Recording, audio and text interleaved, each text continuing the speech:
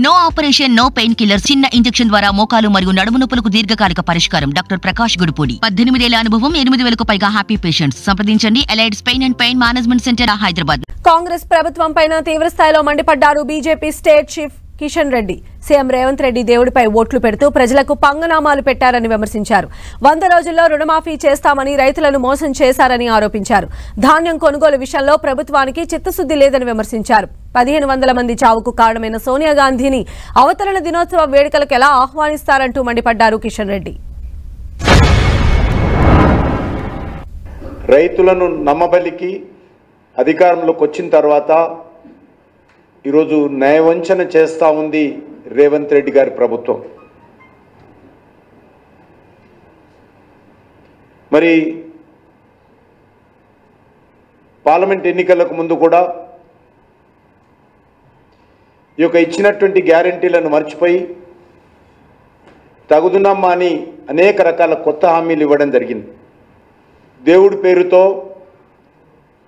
దేవతల పేరుతో ఒట్లు పెడుతూ ప్రజలకు మాత్రము పంగనామాలు పెడతా ఉంది కాంగ్రెస్ పార్టీ ప్రభుత్వం అని మనం చేస్తా ఉన్నాను.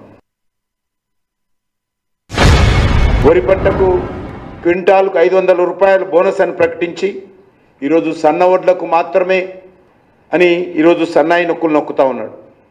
కాంగ్రెస్ పార్టీ ప్రభుత్వం మాట మార్చి మెజార్టీ రైతులకు చేయి గుర్తు కోటేసినందుకు చేయి ఇస్తుందని సందర్భంగా మనం చేస్తున్నాను.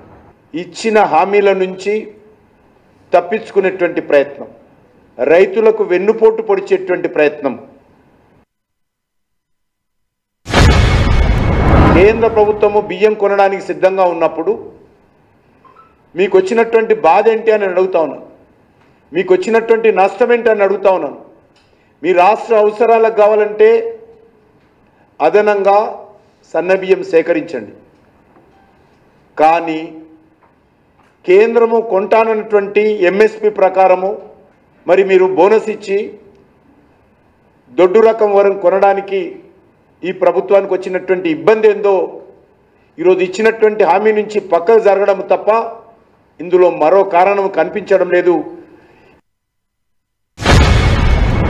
బోనస్ పేరు మీద, దొడ్డు బియ్యం పేరు మీద, సన్న బియ్యం పేరు మీద, దొడ్డు వడ్లు పేరు మీద, సన్నొడ్ల పేరు మీద మరి ఈరోజు మొలకలు ఎత్తుతున్న అకాల వర్షాలకు ఈ ప్రభుత్వానికి చీమ కుట్టినట్లయినా లేదు. నిన్న ఇంత ఒత్తిడి జరుగుతూ ఉంటే మీడియాలో క్యాబినెట్లో చర్చ జరిగిన తర్వాత కూడా నిన్న కొనుగోలు చేసింది 75,000 టన్నులు మాత్రమే. బోనస్ పేరు మీద, దొడ్డు బియ్యం పేరు మీద, సన్న బియ్యం పేరు మీద, దొడ్డు వడ్లు పేరు మీద, సన్నొడ్ల పేరు మీద మరి ఈరోజు మొలకలు ఎత్తుతున్న అకాల వర్షాలకు ఈ ప్రభుత్వానికి చీమ కుట్టినట్లయినా లేదు.